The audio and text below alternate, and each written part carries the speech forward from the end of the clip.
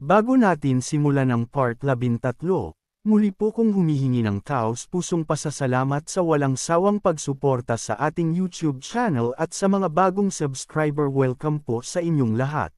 Tumingin siya sa system window na nagsabi na nilikha niya ang recipe para sa flickering breastplate.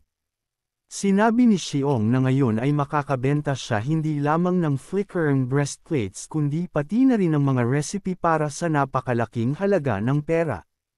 Ang pangunahing dahilan kung bakit sobrang hinihiling ang mga blacksmith masters ay dahil kaya nilang lumikha ng original equipment na makakapagbigay ng natatanging bonus sa kanilang may-ari, at kahit na ang mga stats ng mga kagamitan ay humihigit pa sa stats ng mga bagong items, ang mga recipe ay magdadala pa rin ng hindi kapani-paniwalang pera. Tiningnan ni Sharon ang mga icons at sinabi na ang posibilidad ng paglikha ng original equipment ay napakababa.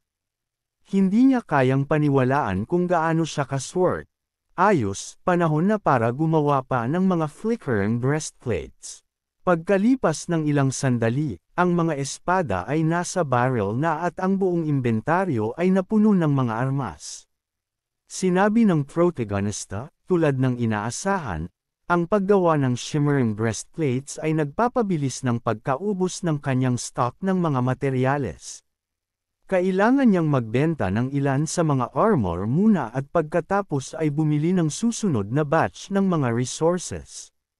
Umalis siya sa forge at nagsimulang mag-report ang system window na ang garrison armor ay nabili.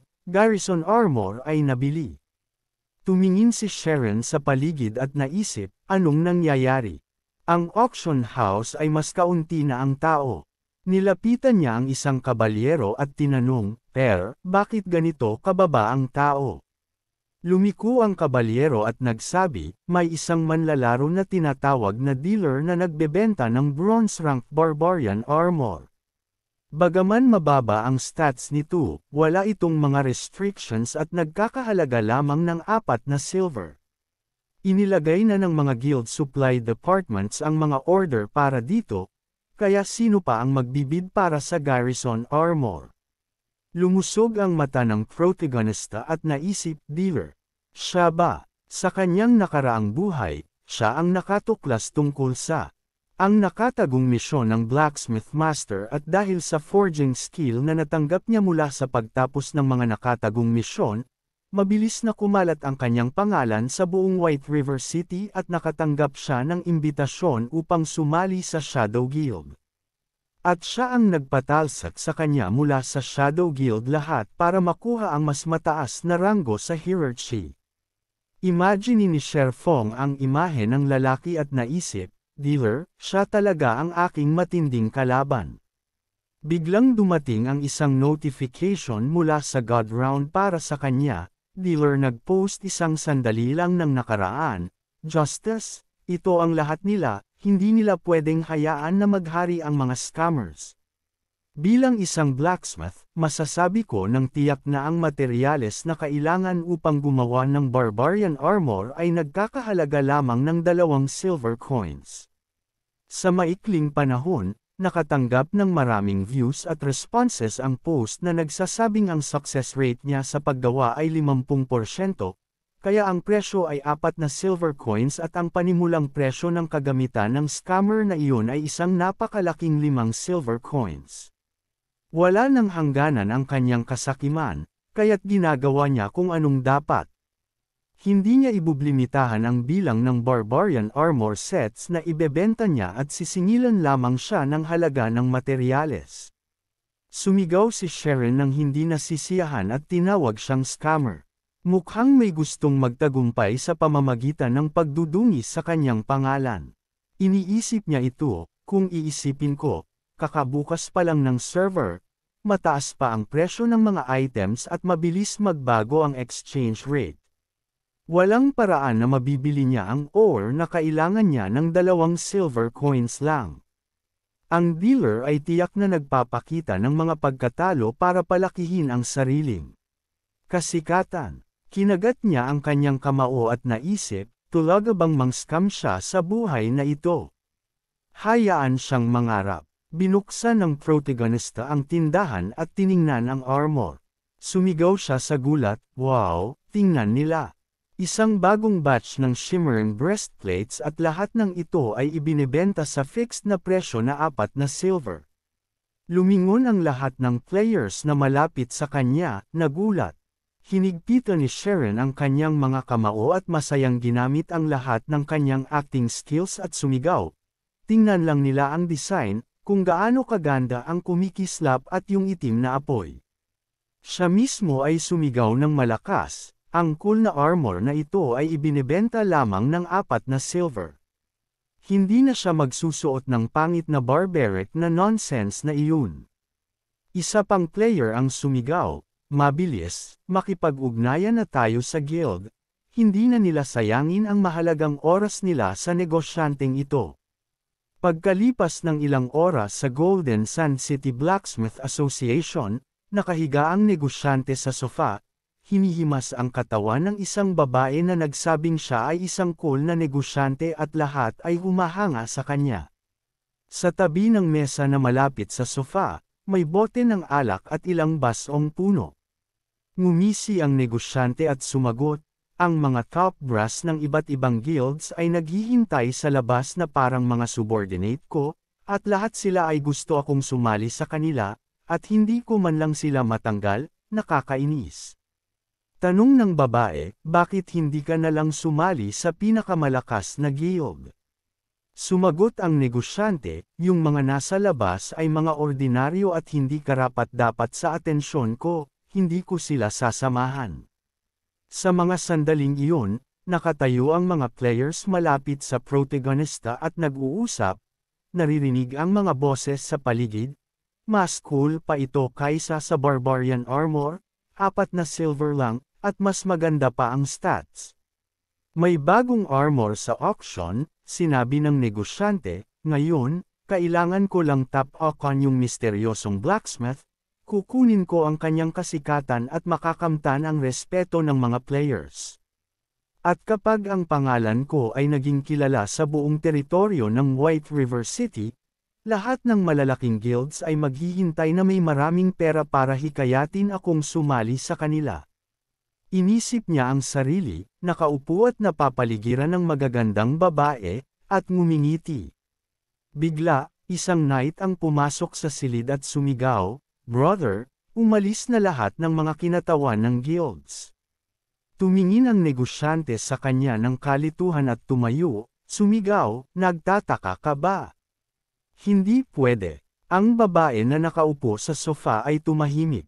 Pumunta ang negosyante sa koridor at sumigaw, "Anong nangyari diyan?"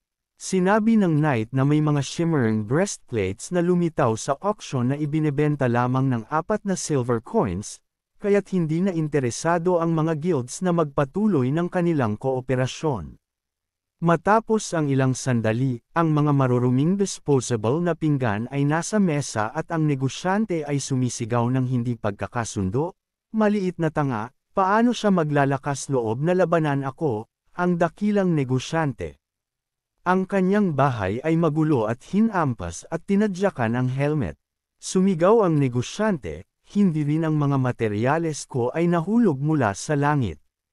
Kung ibebenta ko ang shimmering breastplates ko ng 4 na silver coins lang, mawawalan ako ng higit pa sa nawala ko." Umupo siya sa mesa at sinabi, "Isesh, tingnan natin kung sino ang tatagal ng mas matagal sa labang ito ng pagkapagod."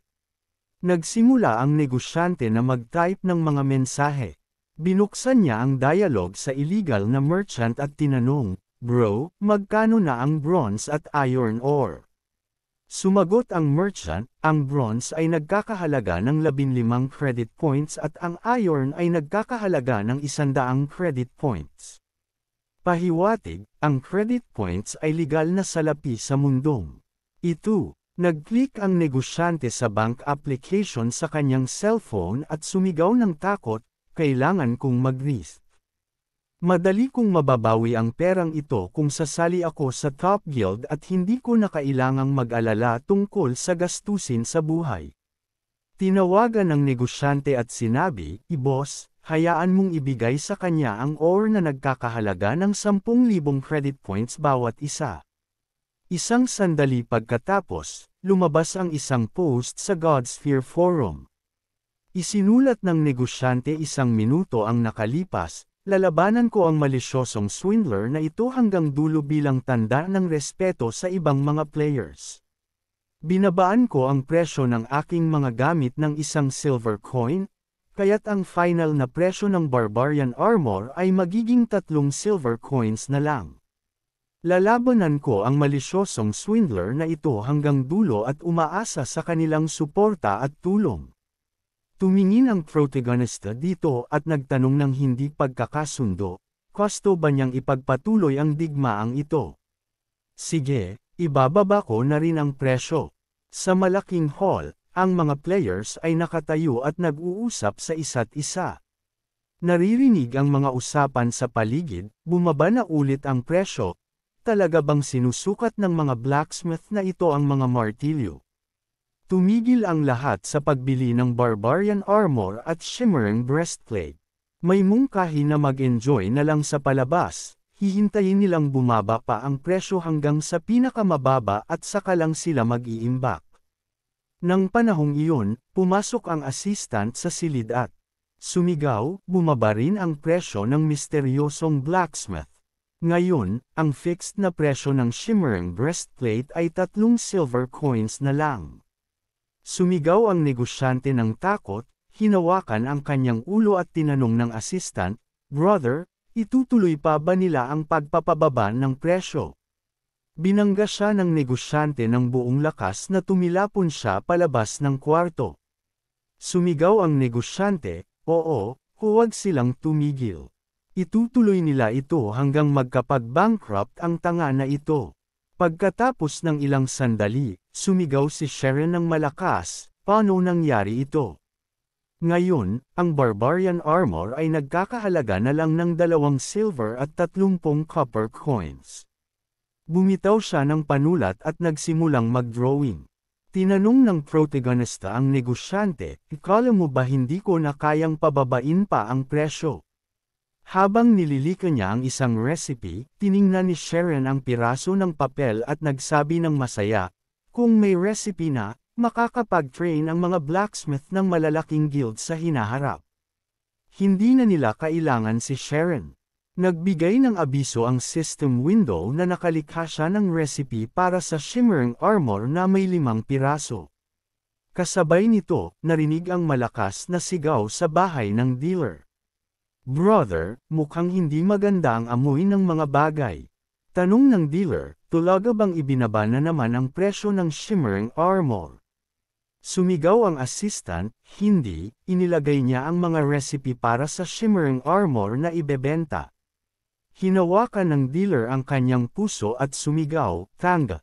Biglang damyugo ang bibig ng dealer at sumigaw ang assistant, "Brother, brother."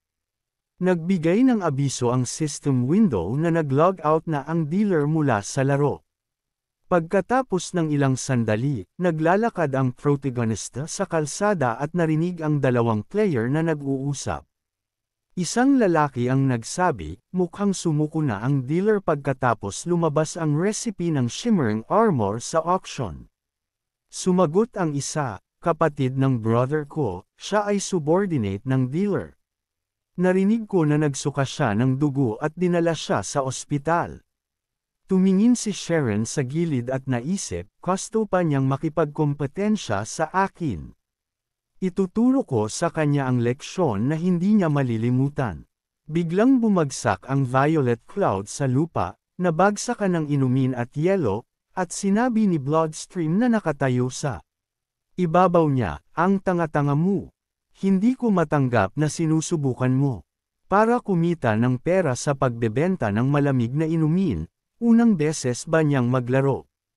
Sinabi niya ng may kumpiyansa, ipinadala niya ang kanyang address sa tunay na buhay, hayaan siyang pumunta sa kanya at tuturuan siya ng mga paraan para kumita ng pera, hakbang-hakbang. Tinanong ng player ng hindi natuwa, pinangungot siya ang isang babae, "Anong kawalang hiyaan? Hinawakan ni Bloodstream ang kanyang kapa at tinanong, anong ginagawa mo? Sumagot siya, bibigyan ko siya ng pagkakataon na maging kanyang kabalyero. Itinaas siya nito at sumigaw, pakakawalan kita kung maglakas loob ka pang ulitin ang sinabi mo. Ngunit kapalit nito, papatayin kita paulit-ulit hanggang sa umabot sa 0 ang level mo. Nagsorry ang lalaki ng may takot. Tumingin si Bloodstream sa mga players sa likod niya at sumigaw. Lahat sila ay basura lang na nagpapanggap na mga bayani na kaya lang magtago sa likod ng mga tao. Halina, hayaan silang tumakas patungo sa takip silim.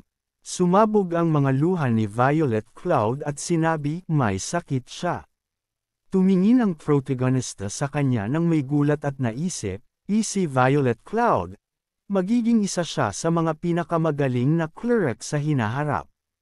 Lumapit siya at nagsabi, dahil pinili mong mang-api ng babae, tuturuan kita ng tamang asal.